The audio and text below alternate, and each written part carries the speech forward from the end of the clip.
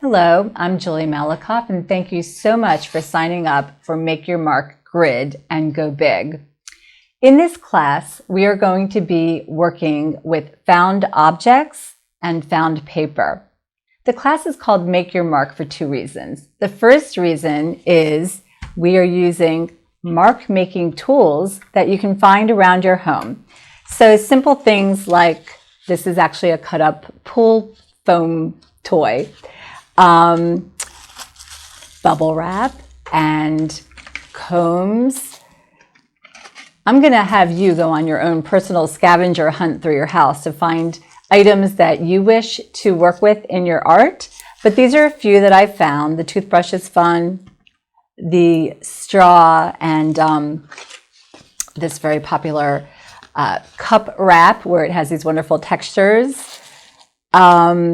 Oh, and I think the most important one is the gift card, credit card, or key card, a wonderful device to scrape paint and make marks. So you can see in this little basket of goodies, all different items, even rubber stamps that you might have left over from scrapbooking or from your kids are great. Bottle tops, interesting corks are wonderful to stamp with. So these are just a few items. Oh, I see a Q-tip in here. It's fun. So those are a few items. So mark-making tools, making your mark with found objects. The second reason we call this class Make Your Mark is that through the exploration of mixed media, you're going to figure out mark-making techniques that work for you, and you're going to figure out ways to express yourself using mark-making tools, and also the different ways that we use the paints and the mediums and the papers. So we are going to all be making our own marks in this class, and I really look forward to seeing how you do that through this process. So let me take you through. You already know you have one assignment, and that is to collect your mark-making tools. Your second assignment is going to be to collect your papers. Let me reach down. We play with a lot of different papers in this class, starting from your simple copy paper, collecting your old notes and note paper, ripping out old journals that you might not need anymore and you'd like to work into your art. Books, old books, and paper from the pages, and you have to feel comfortable letting go with some old books. Magazine paper and newspaper, tissue paper, wrapping paper, sheet music, and let's see. Oh, something you might need to order is deli paper. That is something that we really enjoy using in mixed media. And tracing paper. You can find that even at your office store or ordering it online. Let's see, I think that's pretty much it. But I'll also show you something else I've started to do in my work is collecting packaging materials. This is actually an old cereal box that I painted on. I really like the idea of repurposing paper. So old cereal boxes work beautifully. This is from an old book, just to kind of give you some samples of where we're going here.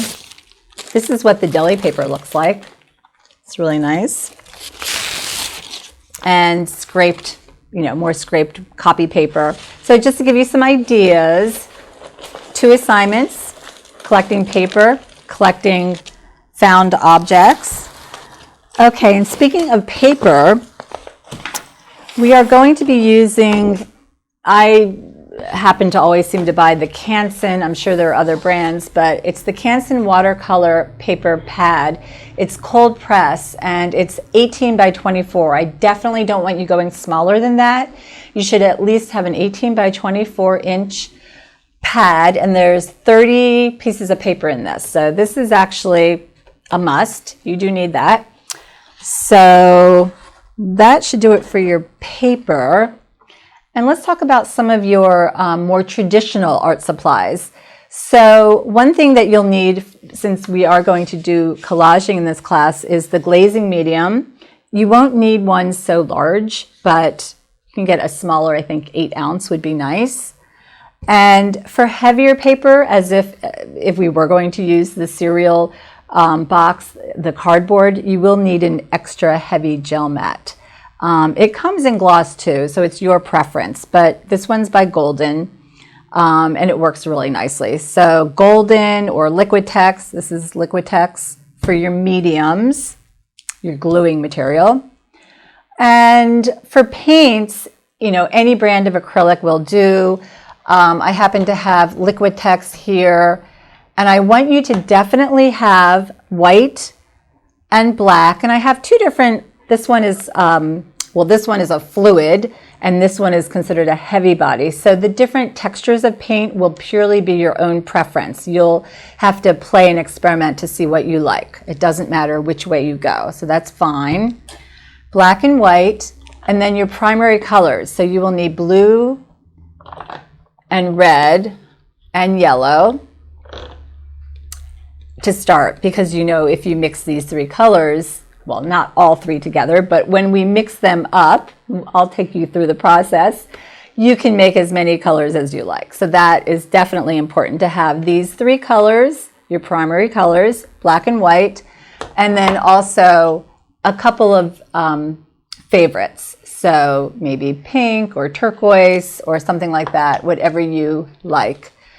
But you don't need to spend a whole lot. So as long as you have your primary colors in black and white, that should do it. All right, so other items that we will need, you will need a nice sharp pair of scissors, a glue stick. You will need a couple of drawing tools, your basic Sharpie, and let's see, some other fun ones that I have in here are, let's see, there's something called the China marker, which I really like to use in my work. And these are all ideas. These are not all you must have. The Sharpie actually is you should really have a Sharpie, but the others are just suggestions. There is something called the paint pen, and this one's by Posca. That's more of a luxury item, but they are really fun to play with. There's graphite, which is fun to make drawing marks with, and charcoal. So just to kind of give you a sampling ideas, and the old-fashioned pencil is good here. Let's see, what else? So in terms of your paint brush materials, the more traditional art supplies, I do like, I like flat brushes a lot. I use a lot of this very flat brush, and they do not have to be expensive. I also use hardware brushes, so 1-inch and 2-inch, not expensive at all. So I use a lot of that, and I use foam brushes. So these are the foam brushes, and again, they should be inexpensive. So not investing a whole lot with that. So that's good. Okay, so I think I've covered that. So okay, and then I wanted to also show you, so some of the things that we will be doing in this class is we're going to be coming up with colors that work for you. So you're going to come up with your own personal palette of colors, and I'll take you through mixing up paints. We're going to work with a limited color palette, which means that we'll explore with maybe 2 of your favorite colors, adding lights and adding darks, and creating just a beautiful colors that represent you. And we're going to do that in something that I call the Paint Patch palette, and I'll take you through the process. This one happens to have a lot of mark making, which I'll also take you through. And then final results are going to be that we're going to work up on the large grid format paintings using elements that come from you. So not only marks, but we're going to find our shapes. We're going to find imagery and patterns and textures that work for you. So this is all about play and exploration and just having fun. So I can't wait to see what you all do in this class. We're going to have a lot of fun. Thank you again for signing up, and I can't wait to see you in the next video. Thanks so much.